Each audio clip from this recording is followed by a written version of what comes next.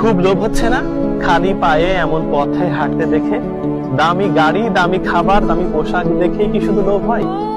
এমন পথে খালি পায়ে হাঁটতে দেখেও লোভ হওয়ার কথা, যদি সত্যিকারের অর্থে আপনি প্রকৃতি প্রেমিক হয়ে থাকেন।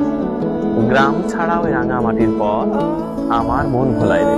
সম্ভবত বিশ্বকবি রবীন্দ্রনাথ ঠাকুর এমন পথের কথা কল্পনা করেই বিখ্যাত এই গানটি রচনা করেছিলেন। আমাদের প্রকৃতির রাজপুত্র জীবনানন্দ দাশ বলেছিলেন, কাস্তের মতো বাঁকা পথ। এই পথ দিয়ে কিছুদিন আগে হেমন্তের পাকা ধান কৃষাণ কৃষাণের ঘরে উঠেছে। সেই পথের দাগ রয়ে গেছে, তার মাঝে খালি পায়ে হাঁটছি।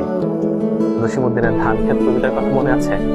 সেখানেও মাঠের পথের কথা উল্লেখ আছে। দেখুন তো, জনমানবহীন এই মাঠের মাঝে অজগর সাপের মতো এঁকে বেঁকে চলে গেছে এই পথ।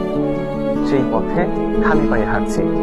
যদি আপনার খুব বিষণ্ণতায় সময় কাটে কিংবা এই জীবন ব্যর্থতার আতুর ঘর মনে হয়, তখনও ডাক্তাররা বলছে মাটিতে খালি পায়ে হাঁটতে, তাহলে বিষণ্ণতা কমে যায়, খারাপ লাগা কমে যায়, হজম শক্তি বৃদ্ধি পায়, আর আপনার হার্ট ভালো থাকে।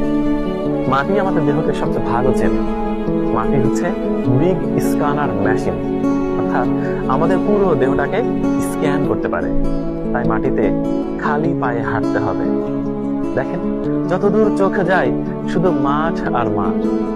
হেমন্তে পাকা ধান চলে গেছে, এখন ফাঁকা মাঠ পড়ে আছে। এর মধ্যে আবার সরিষা রোপণ করা হয়েছে। কিছুদিন পর সবুজ বাংলার এই প্রকৃতি হলুদ রঙের শাড়ি পরবে, একেবারে অন্যরকম সাজে সাজবে।